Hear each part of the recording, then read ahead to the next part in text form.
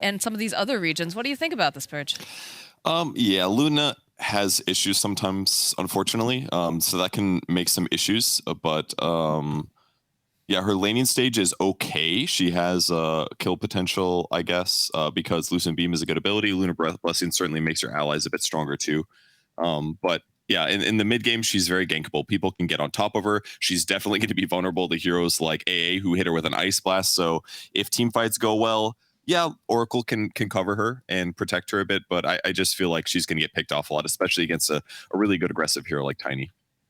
Definitely something you have to watch out for. And again, when we did see it over in the Western European lower, they ran it more as a magical sort of thing where they took that talent to be able to have the extra hits coming off of the lunar beam coming down. But I think this time around, when you've got something like a Storm in the mid lane, you definitely want to have that right-click damage. It's like they're going to invade. They are indeed. Arrow coming through, lands over onto the Elder Titan. And they'll go, turn back around. Get a couple more hits, though. Bignum just smacking away over here at Collapse. It is going to be the first blood going over to the side of Unique. And Mira now running for life. Is getting another root into place. Another stun. Uses the Fairy Fire even. And is still going to fall anyways. Nice net worth advantage there. Burning his Fairy Fire. Good kills, though. 2 kills. Good start. Makes you wonder, should she have just held on to that? Do you think Mira really, you know, it was still curtains either way. Was it worth it? I mean, if he's going to die for sure, it's not worth, obviously. But he probably expected to survive or thought it would be close enough that he could make it. In fact, he's got a 5-stick. What probably happened was he popped Fairy Fire, but didn't pop Magic Stick in time, and therefore died. So if he had both of them, it was more likely the chance of survival? Yeah, exactly. He probably would have lived. I mean, 5-stick is a lot. That's another Fairy Fire, basically. All right, well, you know, we always complain about how Eastern Europe has been a little bit slower recently. We got a nice, very busy start here for the side of Team Spirit versus Unique. And my other question, too, is the draft. It felt like they were really targeting Toronto-Tokyo a lot. Is this something that they just need to play their own game? Are they getting a little bit too much inside their own heads? I mean, Toronto-Tokyo has been playing really well lately, so I think he's definitely worth pressuring if possible, but he's been pretty consistently having good games, so I expect that to be the same. If you can gank him, it'd be great, but they don't have great supports for it. It's Elder Titan and Oracle, so I don't really see how either of those heroes pressure Tiny very well, at least until Storm gets a decent amount of levels or Axe gets a Blink Dagger. Well, it felt like they considered that the Tiny was going to be, you know, just a support, not necessarily mid. So perhaps they just drafted themselves into a bit of a corner there. Could be it, yeah. But I mean, Tiny's been played sometimes as support lately, but he's certainly been more popular as mid lately. So could just be something they're comfortable with to get the supports to win lanes and have a strong mid game. I got excited because I saw that Mirana and I was like, oh, we saw the Iceberg Mirana mid. It did a lot of work that time, but turns out it is just going to be Mira. Root into place down here. Ghost Stick. It's a couple nice spins here. Not going to be able to quite punish Miposhka just yet. Although that Battle Hunger is very annoying. Yeah, it's nice to have Oracle down here just because A's been such a strong lane killer lately. But Fortune's End can just dispel the Cold Feet, so it should make getting kills a little bit less likely. Moderately less likely. He'll still be able to do damage, but it should be fine. That was a good snipe here coming out from Mira. They got the boots. Bignum is throwing his weight around quite a bit, and he was punishing Mira for having that arrow level 1, but now, of course, it is going to be a little harder to chase after that Mirana without the boots. Perhaps lost his range creep, but it's okay. We'll come back to him. Lane's going pretty good so far. Tiny losing pretty bad mid, actually. 8-4 versus the 16-7 coming from FN. So that's going to hurt. Oh, and he glyphs the wave too. Waste some mana. It's going to try to contest some of these denies. Oh no. FN's playing this very, very well, and Toronto-Tokyo a little bit having some difficulties here. And did he have the rune? Oh, perfect timing too from so FN. Cool. Good efficiency, and they also had that ward over there, so he knew that the bounty rune was still there. Just a nice, efficient rotation. I love that, and he planned it so far ahead too, right? He had to push the wave out, then he got the glyph to play aggressive on the other side. And he's gonna take some damage here, but he should be okay. I mean, Tokyo is pretty much out of mana right now. He can't do anything more than just give a couple clicks, so I think if you're FN, And you're either fine way, with it. stealing the bounty it makes it worth for sure, and especially because you unique protect the other one. Extra courier snipe, basically. This is really nice too. They're leaving the other bounty rune, I believe, there for FN, so he can continue to be just as annoying as possible. Bottom lane here, you can see Ghostic is already trying to, you know, just do some creep manipulation here. Does have to be careful though. Miposhka could potentially get this kill. Go with cold feet. They need one more hit. Oh, they have the fairy fire, but sitting down at 40-something hit points. Ghostic is still alive, and Yatro's courier gets slain by Slayer. Ghostic's gonna make it out. Tries to throw the last attack, but does not make it. But either way, he had to run to the left there because Troll was moving over, so that's why I got a little hairy. But stays alive. It's going to stack up the creep wave as well, so that'll push towards him. And he's still a ways away from finishing his Vanguard. About, what, 1,000 now? 900 gold. But once he gets that, he'll be a lot more strong in this lane, especially if Oracle backs him up. So he'll be safe. Now, is this a situation where we're going to be seeing the Axe Shard build with that Manta style? Because they already have the initiation coming out from, you know, you've got an Elder Titan Stomp, you've also got the Storm Spirit who can zip in, or do you think they're going to go more traditional? It's very likely. I think that he does go for Shard later, but it just kind of depends on the game state. If they're losing, it ends up feeling a little bit iffy, and it'll probably depend on what his Blink Dagger timing is. Miposhka, he's coming back from the river, and he runs immediately into some friends and will fall here. Yatro, though, might be able to go get himself a kill over on Slayer. So he is just going to chop away at him a couple times here with these axes. It's a slow death, but one more hit. Down goes Slayer. Yeah, he's just trying to buy as much time as possible to make Troll waste time being out of the lane, which is pretty good because it's going to give Ghostic a lot of uncontested farm and push him towards that Vanguard. And once he gets Vanguard, then he's lane independent, and that's going to allow the Oracle to do basically whatever he wants on the map, more or less. Tiny still a little bit behind mid lane by about 10 last hits. It's not the end of the world because he's still got pretty good levels, but you can see contest here. Test here for the 6-minute rune. Was actually top. It was an arcane arrow coming in here. Toronto Tokyo, they're still alive. The zip forward. They have the burst damage. This could be bad for Mirana too. See how Fortune's end. I can see arcane rune at the very least. Does have a leap charge left, so looks like they're not willing to chase. Well, either way, great rotation from Oracle, anticipating the water rune contest there. Oracle is decent at rotating these like earlier stages of the game where roots are fantastic and these nukes are pretty serious. Ooh, Axe maybe in trouble bottom though. Yeah, to get the call off, you can see the teleports are coming in. You can see Tiny wanting to be a part of the action here. Toronto Tokyo going to try to pincer over here onto Ghostic, slow him down a bit. Avalanche toss up into the air, and it's a kill. Great pickup. And then Troll TPs to get his creep wave. Even though he did miss some of it, this is still going pretty solid for him. Yatoro's net worth is pretty much at the top at the moment. He's got a little bit more than Luna, a hero that I have not looked at enough this game. But Luna's last hitting pretty good. Tide's doing a little bit better though. I mean, I feel like it's just been Mira and Collapse just fighting with this Elder Titan the entire time. Like, they really haven't put too much pressure on the Luna, which is nice. But I'm still a bit concerned here. Although, as I say that, Palantimos does take some harass. It'll get a little scarier once Tide hits 6, because then they can do Ravaged into arrow combos potentially. But Luna is going the classic Luna build, the Max Lucent Beam. She's not going for this farm build, which is kind of it's a big argument, arguably, with how you play Luna. Do you go for Lucent Beams that your lane is better and that your level 6 kill potential is better? Or do you go more farming build and you leave the lane earlier to jungle? Here comes that gank. That's exactly what we're talking about. The Ravage into the arrow, the leap forward from Mira. And there is a rotation, though, coming out from FN. They don't quite manage to land the stomp, though. Collapse, though, he needs some help, and it's just too much damage. So down will go the Tidehunter. Mira hiding in the corner here is going to be able to teleport out. I don't believe they have any way to catch her. So Mirana makes it out, and a good rotation coming out here from FN. Yep, he's sitting on power treads of strength for Luna. Had a magic stick ready to go. He ends up staying alive, and then with a nice rotation and the Eclipse, it's plenty of damage and very able to kill Tide. Even though Tide does have a lot of survivability, he didn't have his hood finished yet. Not surprising, it's pretty early into the game. And as a result, that amplified magic damage with Elder Titan in that lane means that you just do a lot more damage there with the Eclipse. So nice kill to get Luna ahead. This is like classically how you make her good. She does pretty good in the lane, she gets kills with Eclipse, and then she groups with their team and pushes towers. So if they can make that work, we'll see. It'll be cool, but I still don't have a huge amount of faith for it, just because that playstyle generally tends to be a little bit weak. There's reasons that players don't usually do it. And now he'll pick up Moonglaives, and he's going to go spend some time jungling, which is a great thing to do if Eclipse is down, because he can't defend himself anymore. Well, I guess the thing that is a bit spooky, though, is the fact that you do have a Mirana over on Team Spirit, and I believe our panel was discussing this, saying how, you know, it's nice. You can go and, oh, nice pick off on Ghostix Courier there.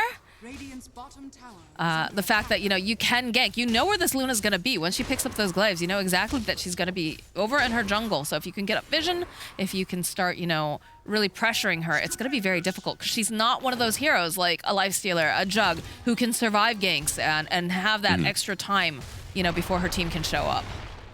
But she is doing some things to try to nullify that worry. She buys an infused raindrops here. That way, if she gets ganked, she doesn't have to worry as much about being bursted. Because if that procs twice, it's effectively like 180 extra HP, which is insane at this point in the game. That's a lot of survivability. And in the meantime, Big Num's just going to lane against the Tide, which isn't like perfect for him, but he'll get more levels. And they just want to make sure that they have vision as well. They've got great wards right now, spotting potential rotations in the jungle.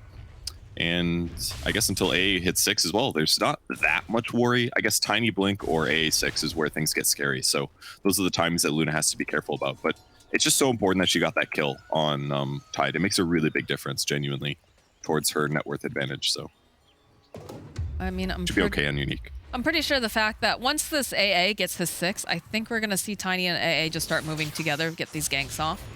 Seems to be the popular combination.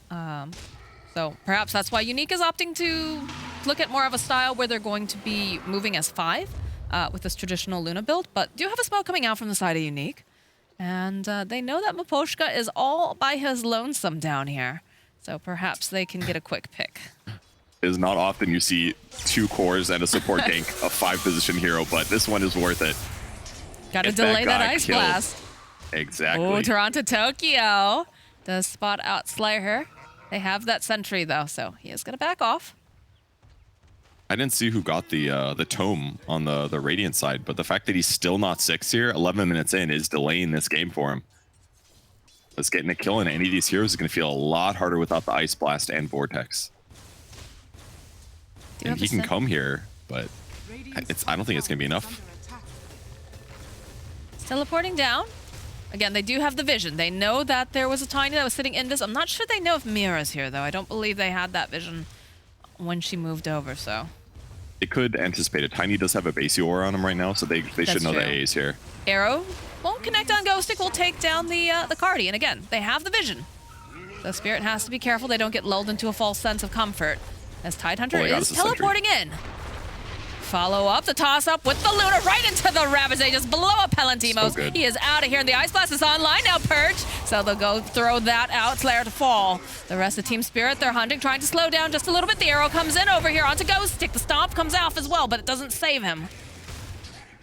That was so cool how they did that. I mean, unlucky for Unique that Toronto Tokyo had the invis, because despite him not having Blink Dagger yet, not that it couldn't be possible at this point in time, he's able to toss the Luna back. That provides separation between the Oracle and the Luna. The Oracle is supposed to ulti Luna, and he did run in to try to land it on him, but then he gets caught in the Ravage as well. So one of the really nice things about Tidehunter Ravage right there is that you can stun the guy you want to, but also hit that backline support as well. Here's the replay once again. I'm sorry, it wasn't Invis, it was the Murano ulti, actually. So something they should have anticipated. The sentry was maybe a little bit too far back, but either way, great Ravage. That sets things up. Palantimos dies while getting his ulti off. Then they hit 6 from the Ice Blast, and then it's just a chase down from there. I was surprised that they lingered for so long. They had 2 sentries off to the side, so they saw that there was the Invis rune, and then they also saw, you know, once the Moonlight Shadow came in. I don't know if they did see the Moonlight Shadow get used at first. Tiny kind of lingered a little bit in the front before he committed to it. They do still take the tower, but that's not what Unique wanted, how they wanted things to go. They wanted that to be like a convincing tower take, or they take a team fight, back Luna up, and get a lot of trades. Instead, they just lost some heroes. On the bright side, they do get to finish the tower now, and they're going to move to the next objective because Ravage is on cooldown for a bit longer. But yeah, that's not where Luna wants to be perfectly. They're trying to shore up Luna's weaknesses with Oracle, and it did not work in that fight. Well, they're going to have their own forms of initiation, though, now, as Ghostic has opted to go and grab the Blink Dagger as his next item. So we'll have more forms of initiation coming out from the side of Unique, and with Ravage being down, perhaps they can find a good engagement here. They definitely have kill potential. They could slap Earth Splitter down on whoever Ghost it goes on, followed up with an Eclipse as Luna runs in. There's lots of good options. Luna's very tanky right now. Got Ogre Axe moving towards the old Dragon Lance, and yeah, here comes the pressure. Pipe, Ravage in 15. Is Moonlight Shadow. They have sentries. They have one sentry off to the side, but I don't... Oh yeah, they have both of them. They're on the edges here, but they don't necessarily have that vision. Ooh, this is cool. They smoke, they retreat, and now they're drawing on the map. They drew right towards where the Troll is. They're like, well, let's just go kill Troll, because he's not going to be by their team. This is so cool. And in the meantime, Spirit's like poking around, waiting for the initiation to come on the mid lane, but very smart of Unique to do this. They are going to spot the Troll now. Let's see if they get him.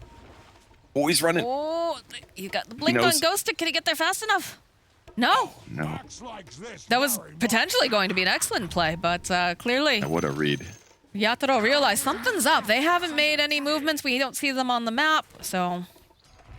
They just back up, and now they put the pressure on the tower. Yeah, now they're going to have to reset here, but they're a little bit late to it, so it'll be a little dangerous, but... That was so big. That's like game changer right there.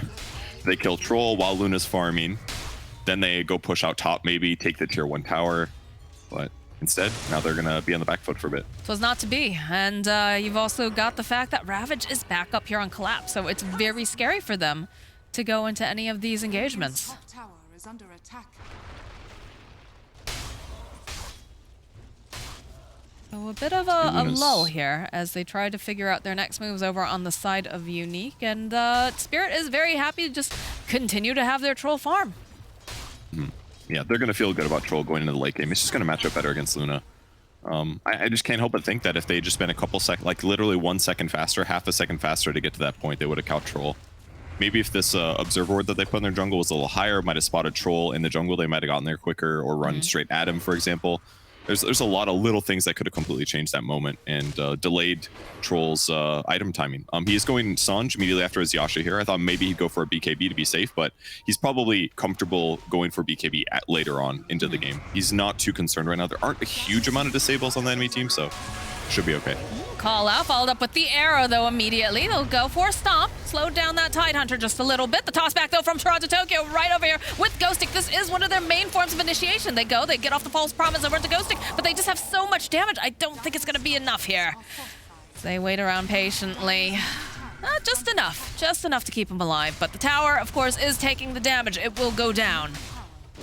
Yeah, not too bad. They don't have to commit Ravage for it either, so still should be fine for them. Unique keeps hitting creeps. They're 2k gold behind right now. Luna's still pretty far from BKB. That's usually the point where Luna feels really comfortable because they don't have to worry about Ravage, but here comes the engagement. They're gonna grab Big Num. Toss right up into Arrow. And that is a dud Elder Titan.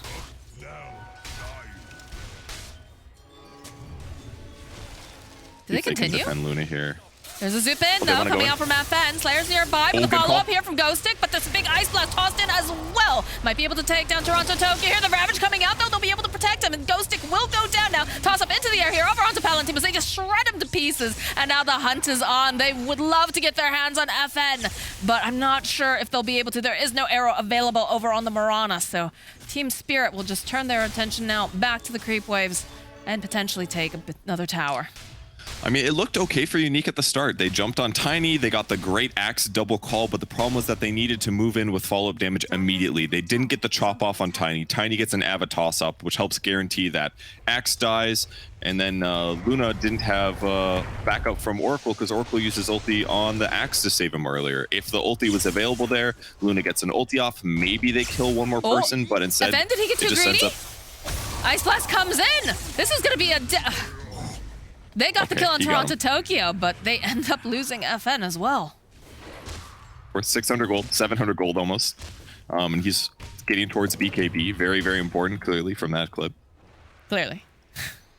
Okay, and Unique has to just keep farming, get the BKB on Luna. That's where you feel safe. But it's just so hard getting to BKB on Luna without feeling like you have to help your team. Or without dying in the meantime. It's just very difficult. Your farm speed is good. Not like insane, but it just takes a long time to get there. And if you rush BKB a little bit too fast, then your intermediate items feel weak. I don't know. It's a hard hero to play to make work. She's just in a weird spot right now, right? Kind of, yeah. I don't know. She's fun. Patch overall, DPC only. It's not good. 39% win rate. It's like just a strat, one of those strats that you can crush if you know what to do against it. Kind of, you just have to like make sure that her first like 1 or 2 fights don't go really successfully. So it just comes down to initiating well and making sure that your team's grouped up and ready for it. Is she a bit too much like a snowbally hero, where like, you know, similar to a Clinks or like a Storm sort of thing, that, you know, she's got to have that momentum or else it just starts to feel very, I won't say worthless, but very difficult. It reminds me more like Drow Ranger. Not the Drow Ranger that Thompson played mid, but more like Drow Ranger from safe lane, where your laning stage can go a bit iffy. And yeah, you can jungle pretty fast, but like when you go to push towers, you're vulnerable to a lot of like gap closers, and you're good at hitting buildings, but it isn't like until BKB that you feel really safe. And even once you get BKB, your ulti can be pretty hit or miss, is the other issue. That's true. So she just has some struggles, but maybe it'll work out. They will have a really nice night vision advantage. That's one of the best things she does provide. Lots of night vision for your allies, so starting fights should be easier. Like, they see Team Spirit, and Spirit does not see them right now, for example. Well, they're gonna see Toronto Tokyo creeping his way over here, but they're spread out pretty nicely over here on the side of Team Spirit. In fact, Toronto Tokyo have a toss right back here. Oh, the arrow just a little bit off the mark as he does get the taunt up, but that's too much damage. Ghostic will immediately fall, and Slayer's not looking too healthy himself as Collapse jumps forward, and Yatoro finds himself the kill. If they go in, tossing him back once again. Axe is still pretty vulnerable, and if you don't go in first, they're gonna eventually take a fight on you. So it just feels like Unique's not able to find the grabs that they want because Team Spirit is positioned very well, and eventually they're gonna jump on you and they're gonna use their disables and burst you down. Here he comes, killing the creep wave. Ava tosses him back. The Ice Blast is gonna whiff a little bit, but it does put the debuff on Axe at least. Does not pop the Essence Ring, but either way, Slayer tries to get there in time, is not successful. He gets cleaned up too. Yeah, it's a struggle here for your Team Unique. 7K disadvantage now. Definitely not the way that they wanted this draft to play, for sure. No, definitely. FN doing the best that he can here, has to be so careful. Did finish up the BKB though, so we do have that for the next engagement. But it all comes down to the initiation, and unfortunately, you know, Ghostic is the big tanky boy in front right now, and he is the one who is just getting shredded by all the damage coming out from from Spirit. Yeah. I mean, there is some hope for Luna later. The shard is kind of good if you get to later stages of the game here, but when the whole team runs at you, I don't know about this one. And they're running right toward Luna. She's so close to BKB, but... Oh, the initiation that forgot to keep whiffs off to the side. They immediately find Palantimos, and the arrow coming in hot. Nah, it doesn't even matter. Down goes Palantimos. The Ravage to follow up here from Collapse. Yatoro just breaks FN into pieces. Ghostic is now running for his life as he is getting chased after here. Gush coming out, couple more hits, and down goes the Axe. Very rough one. It just feels like Unique doesn't feel comfortable fighting because they know they're behind, so they're saying, well, we just gotta wait for BKB, guys. But unfortunately, Luna's not finding the space, and they're getting invaded on, and yeah. Dead before BKB comes out, and now the net worth disadvantage is going to continue. I mean, this was what I was saying. You know, the problem, you have this BKB over on Storm, but he just never gets the chance to actually go and pop it because the initiation coming out from Team Spirit is just too fast. I didn't quite see how he got caught there, but yeah, he got ravaged before he popped BKB. I don't think it was a big deal because I don't think they're going to win that fight anyways with Luna dead. It was just a circumstance where he really didn't need to die. It was not helpful, clearly. But it just feels like Unique is hitting some issues, finding opportunities, finding engagements, and part of that has got to be their support duo potentially, because everything is pretty much on Axe to initiate, and that means that Axe can only be one place at all times, and if he is not the guy initiating, then you're gonna have a bad time. And here's the other issue: both of their supports are not good at pushing, both Oracle and Elder Titan. So you basically have a guy like Axe who feels the need to push lanes, but he also has to be the initiator.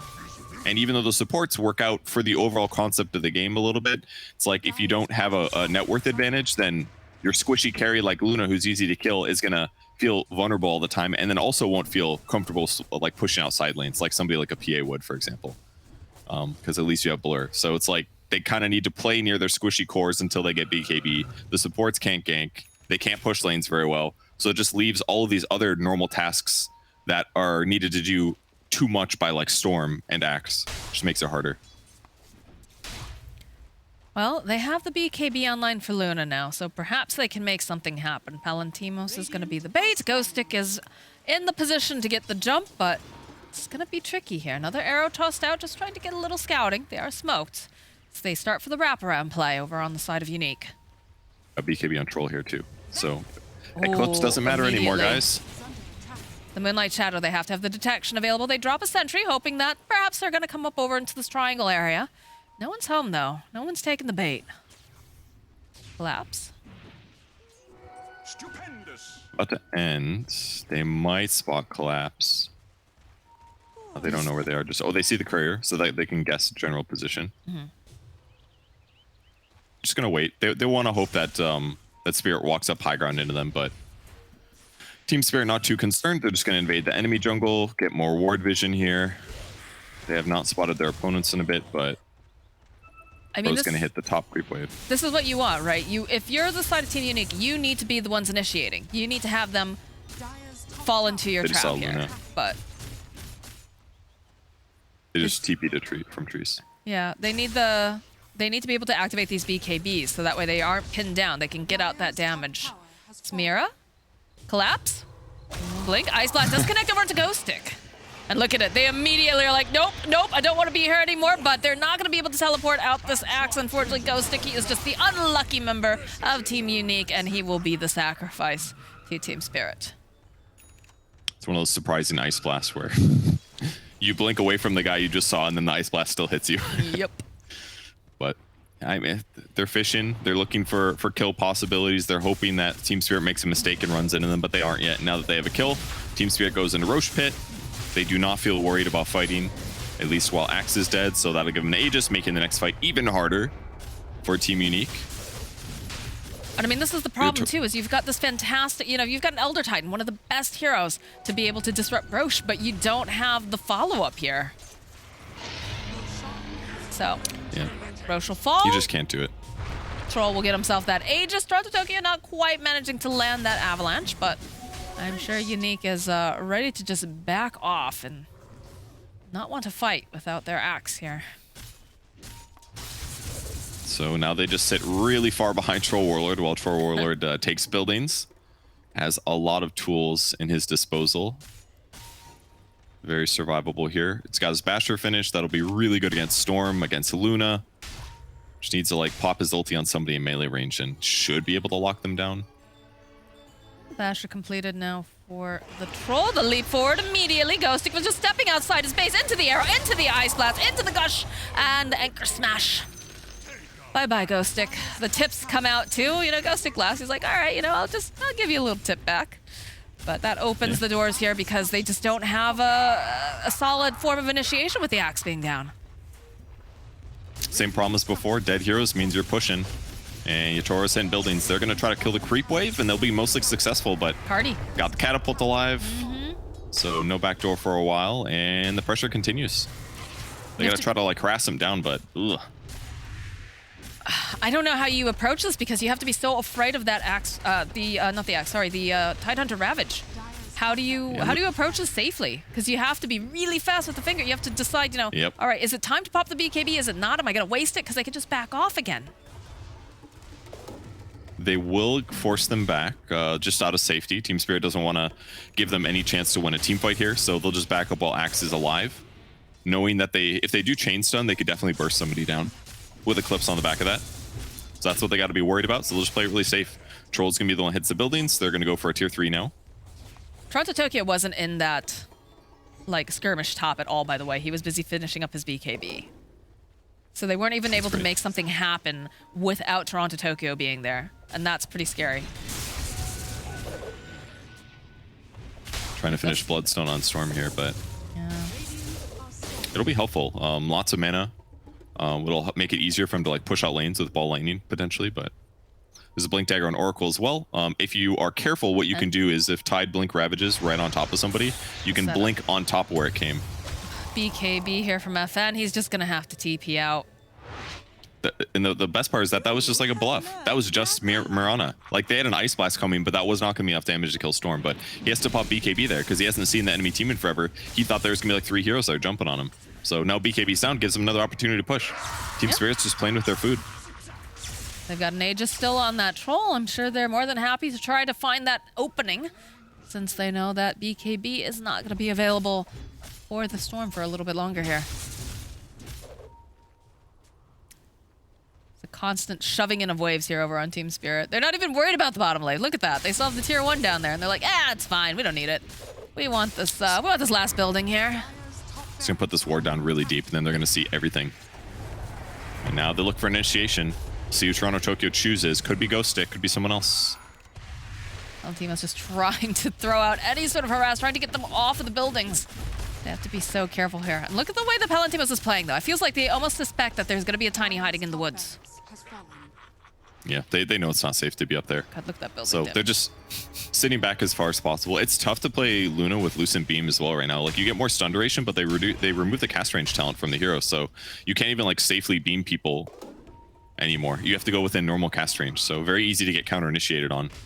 And Storm is going to go try to make a play with Elder Titan. They're hoping that maybe somebody will show up bottom, and then these two together would be able to get a kill. Nothing happened, so Bignum's going to run back now, but it's fine that they take these small moments where they might be able to find somebody solo and get some pressure in. Well, they need to also just get out of their base so they can actually farm up and get anything here. And it's pretty difficult now. There's a double damage online for Toronto Tokyo, so he's out for blood.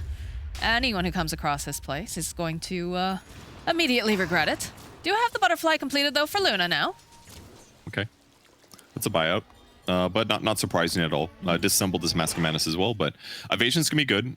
Troll does have a Maelstrom, which is about 40% of the true strike that an MKB gives, so it won't be the end of the world if he gets gone on, but, you know, could help.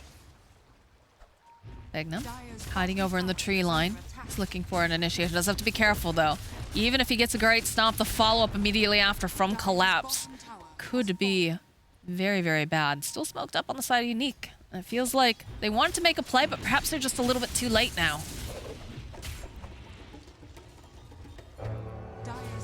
Aegis is gone. This is the moment if they do want to go on him. Yeah, and they will. Okay, there's the call. Immediately following up. Nice arrow, though, coming out from Mira as they go for the Ravage. And they'll follow up the Luna. He sits out the damage, but Ghost Stick, he is going to fall. Slayer also falling onto the back lines now. Mira hopping away. Yatoro just beating away over here onto Palantimos. They have so much damage as they're just trying to burst her down. Good stop, though, coming out from Bignum. Buys just a little bit more time. Can they get the kill onto Collapse? Because they won't be able to. Palantimos will fall. Another arrow tossed out. FN is still spotted here by Yatoro. He doesn't have much mana at all. The bash has come out, and that is a dead FN. I mean, they had a good idea there. They call GG. They go for the call. They do a long duration ball lightning to get some nice damage in with it in the spell amp, but they couldn't quite get him. It was really close with the disable